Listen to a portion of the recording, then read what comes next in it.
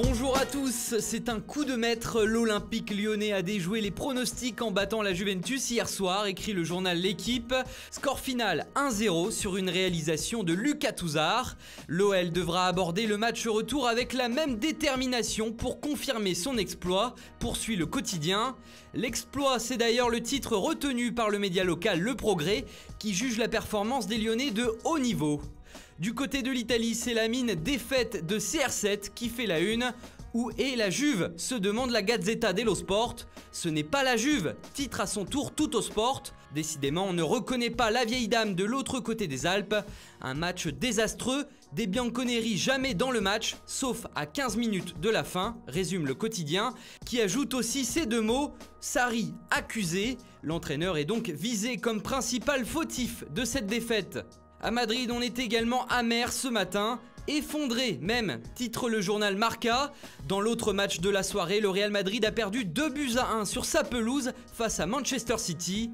En 8 minutes, les Madrilènes sont passés de 1-0 à 1-2, tout en voyant Sergio Ramos se faire expulser. Une sale soirée pour les Espagnols qui vont être obligés de réaliser un exploit en Angleterre pour le match retour.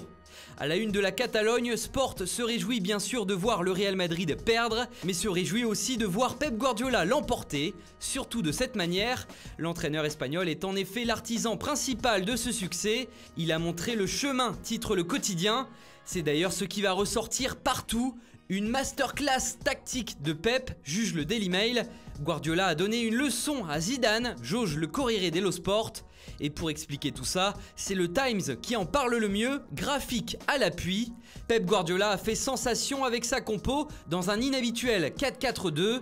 Il a laissé Sergio Agüero sur le banc et a utilisé Gabriel Jesus de manière surprenante. Normalement en position d'avant-centre, il a été positionné hier soir comme un ailier. Il avait même un rôle défensif avant de se projeter vers l'avant et d'être notamment l'auteur du but égalisateur de City.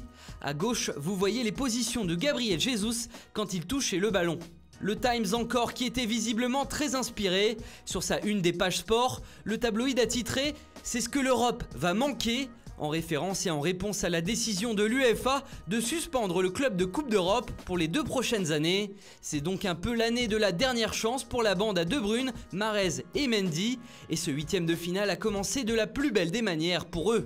Et enfin, on termine par une petite info mercato. Selon le média catalan Mundo Deportivo, on se dirige vers un bras de fer entre le Real Madrid et le FC Barcelone pour le recrutement de l'interiste Lautaro Martinez. Le président du Real, Florentino Pérez, vient en effet de s'interférer dans les négociations alors que l'attaquant argentin était plutôt pressenti pour un transfert vers le Barça. Affaire à suivre. Voilà, c'était ma dernière revue de presse et dernière vidéo sur Foot Mercato. 4 ans de voix off qui ont rythmé ma vie et pour cela je vous en remercie. Je souhaite pleine réussite à mes collègues Kevin, Guillaume et Antoine à qui je passe la main. Bonne journée à tous et à un de ces jours sur Foot Mercato.